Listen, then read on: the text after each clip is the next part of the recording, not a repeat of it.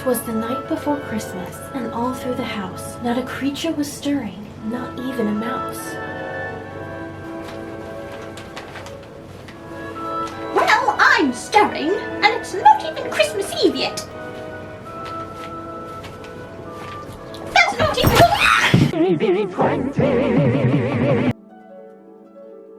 If you're anything like me and you suffer from sleep deprivation or just lack of sleep in general, where was I going with that? Tell me, do you too experience trouble sleeping? You can't go to sleep at night because you think of a billion other things that you need to do. What's the point of going to sleep? Because you're not doing anything. You're just lying in bed going to sleep. You should be staying up and getting things done.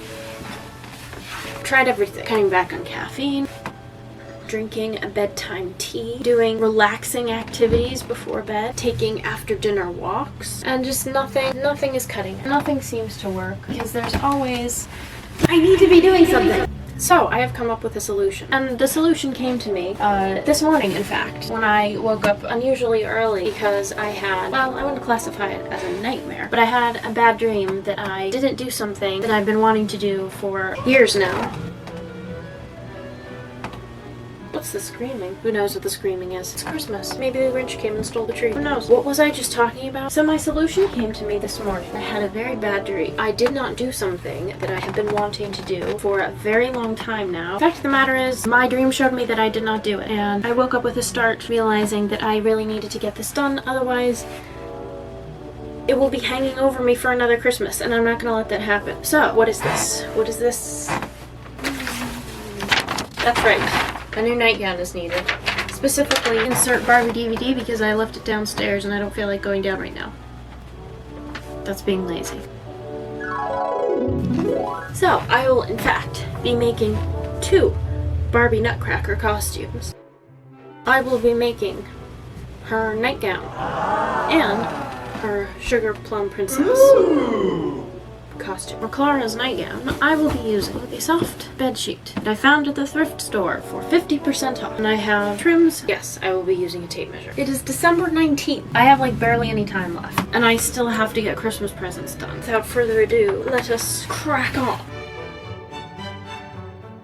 I really don't want to mess this up. I do hate measuring tapes. I hate using patterns. I know. This is making me very angry all of a sudden. Oh, that's a pocket. Okay, got it. These aren't mine, by the way. This is my mom's pattern box. Alright, that's done. Why don't you just show me how it's cut out, and then I'll just figure it out on my own. Well, it might actually work, but then again, I don't think it's very comfortable to sleep. Do I put a seam here or not? Pressure. After spending way too long trying to figure out this whole pattern thing, I realized it's supposed to be fun, so I'm not doing that right now.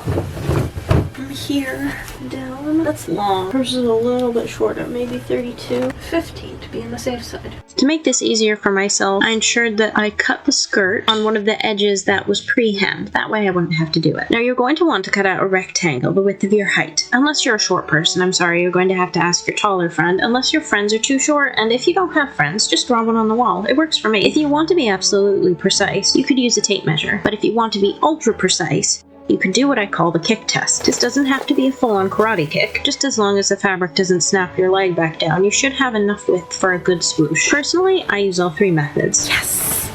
Yes, yes, yes. Haha, I may proceed. I love it when things go my way. I don't want to speak too soon. I know that the sleeves are going to give me a very difficult time. Gosh, the dog hair.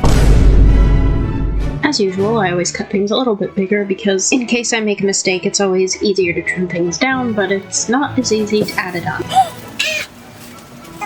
I mean, I'm fine with this. It looks fine to me. Initially, when I started cutting out the bodice panels, I imagined that I would be adding some kind of buttons or snaps or hook and eye closure at the back, but none of those were put into use because I did not measure this properly. But we'll get to that later. For now, it's time to tackle the sleeves. Now, Clara's sleeves have a very distinct appearance. They almost mimic a cap sleeve. I knew they must be based off of some fashion in real life, and as silly as it sounds, I got a bit too hyperfixated. I decided to be a little adventurous and somewhat rebellious and try a completely different different method that I didn't even use the right pattern for, when instead I should have been prioritizing using a method that I knew would work, keeping this project to my desired timeline. Now, you can recreate Barbie's costumes to look like whatever you want, but I'm just trying to grasp that nauseating childhood dream of being transported into the movie and clearly imagining myself in them. I mean, I think we all got that dream, right? Something else that I decided to add along with this, which comes on her doll version, are a pair of sleep shorts. I thought this was an absolutely wonderful idea and extremely practical. So I took a pair of my favorite sleep shorts, folded them both ways, tracing out the front panel and the back panel, and that was all I did before I went to bed. The instant my toes touched the floor, I went straight to that bodice, obviously removing the pattern from it and pinning both front and back panels together. I also sliced that back panel in half, as again I thought I would be adding some kind of closure. As usual, things did not go according to how I thought they would, only due to my poor planning, of course. Me decides to use patterns and a tape measure. Me completely fails. I don't mind if it's wider, but it's like, do I want all the gathering at the top here? Oh, I don't know. It's cute like this. They're not, okay, so they're not bad. They're just a little, with these socks, this looks absolutely crazy. Dramatic, romantic sleep.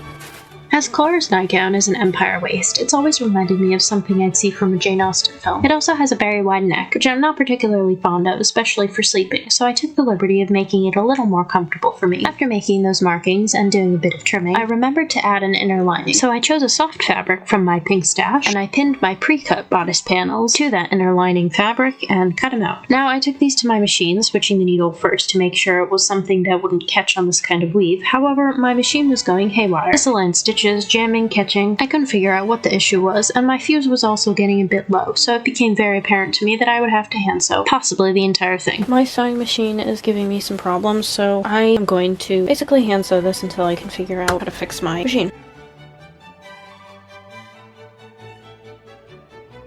Okay, hear me out.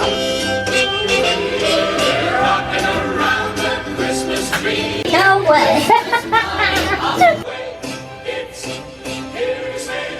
Personally, when I watch a movie, I have to do something else, unless it's in the theater. That is out of focus. I'm so good at this. The last movie we saw in the theater was the new Jurassic Park, and I gotta say, I was very disappointed in it. Just putting those sleeves together now, flipped them right side out, gathered the shoulder, pinned that to the armholes, stitched it, sewed it. I mean, what can I say? Just sewing on a sleeve. And you know, it didn't come out too bad. It's kind of cute. Definitely didn't satisfy my perfectionistic approach to Barbie's costumes, though. Now to attach the skirt to the top, I use a pin to mark the center of the skirt and the bodice, match those up, and pin those together. Then using long stitches, I gathered the skirt up. I had to trim a little more off the bodice, so I just measured to make sure it wasn't crooked. And because I didn't want it to look like I was wearing a maternity gown, I decided to flatten down those gathers into pleats. I have run into this problem multiple times with other Regency-style dresses, and because I didn't know what to do with the sleeves, I decided to do something weird with one and weirder with the other, and I just made the choice all the harder for me. I could have made this so much simpler if I had just taken the third route. This is too tight. It's pulling too much. Wait, that's kind of cool. I actually wanted to use this. I don't think I have enough of it. Oh, wait. Why do I like this side better? I don't know. I'm beginning to wonder if I actually messed up the sleeves. I could redo the sleeves. I like how this side looks very much like a ballerina, but doesn't look like Barbie's. But that's pretty. Oh, I don't know. I'm going with this side, I think. I do kind of like this side. This side. I'm determined to get this done today. And thus I proceeded to make a bigger mess out of the sleeves. I don't even know how to explain what I'm doing here. Needless to say, I was panicking, and I was beginning to doubt that I would ever get this done, which does sound very dramatic, but, well, there it is.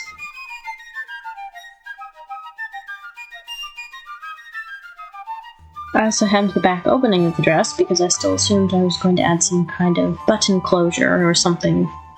That seems to be a running theme throughout this. I assumed a lot about it. I want to preface this by saying it's entirely possible to make this in one day if you don't struggle with how many different ways you could do something, or oh, try this method, or I don't think I like that way, so I like this one better, but this one doesn't look like the picture, but this one is more like the picture. sure that I don't have enough of it. It's definitely possible to make in one day. The only reason I'm mentioning the time, sorry, I'm a little bit hazy in the head. Still hand sewing. Who knows if it will stay together. Normally my hand stitches keep things together pretty well. They're painfully uneven, but well, I'm curious if anyone has actually tried to dress up as a tree. And I don't mean one of those tree costumes, but I mean actually dress up as a tree. Like take tree branches or take an actual tree and like stick it on you, or make log armor. That sounds very appealing. Yeah, that's all I have on my mind right now. It is 2:41. Maybe I'll get these done in about 10, hopefully less than 10 minutes.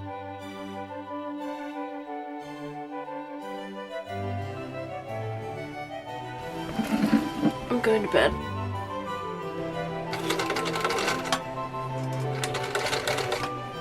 Not good.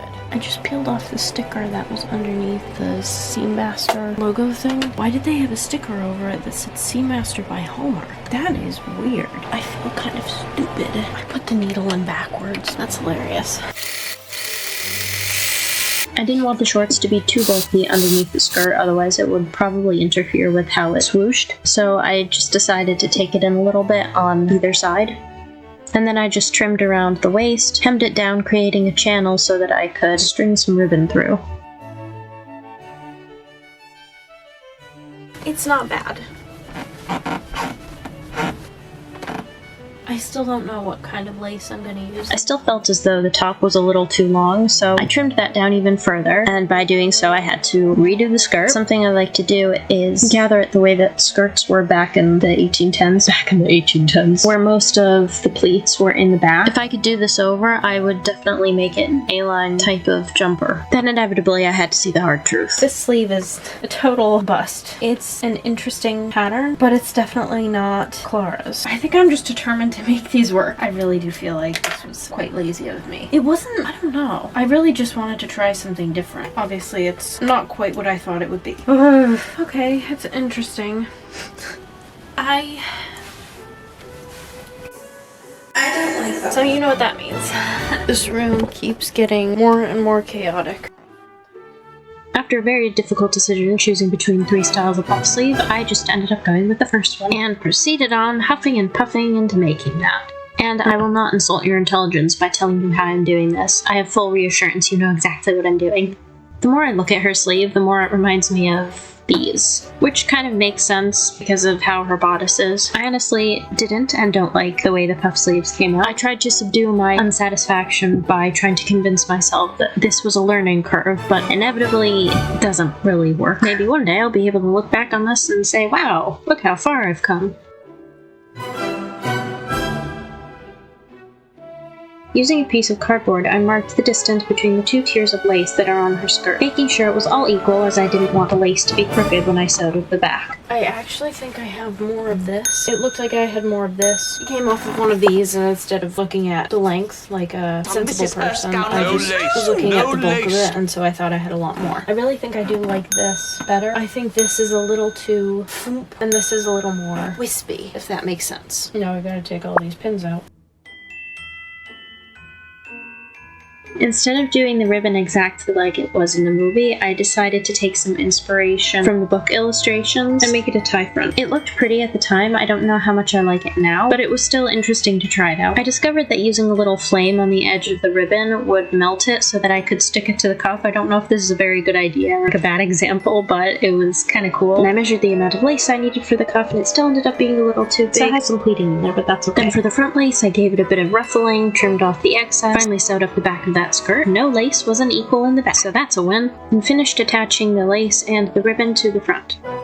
The sleeves ended up being a little too long. Now, I do like my sleeves long, but this was way too long, so I just sort of tucked a bit of the sleeve underneath the puff, and flipping it outside in, I pinned it up and sewed it on my machine, and then I just trimmed off the excess, and it turned out better. And then after all this long debate, I came to the groundbreaking revelation that I could just sew up the back of the top because it was big enough, finishing up by attaching the ribbons and the lace to those shorts. So say farewell to your grandma's old nightgown, and take this from drab to Barbie fab.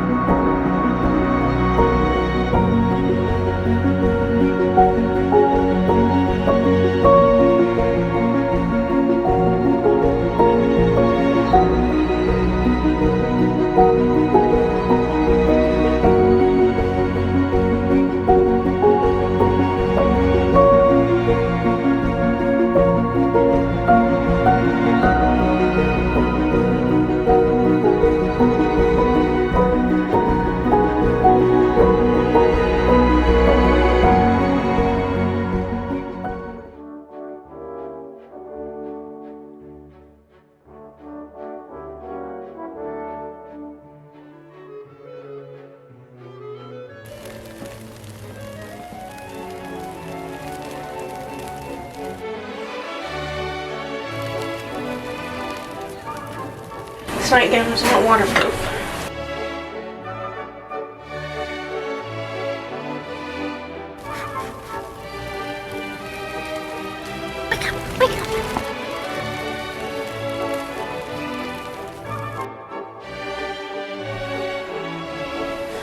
Aunt Elizabeth, have you seen my Nutcracker? Well, everyone, that is it. That is how you make yourself a fabulous fairy tale Barbie nightgown. Thank you so much for watching. And even though this video is coming out after Christmas, I'm still gonna say Merry Christmas and Happy New Year. And I will see you in my next video. Goodbye. Goodbye. Goodbye. Fun fact about the Nutcracker, if you didn't know. If you did, I'm gonna tell you anyway. The voice of the Nutcracker in Barbie Nutcracker is Kirby Morrow, who plays Cole in Ninjago.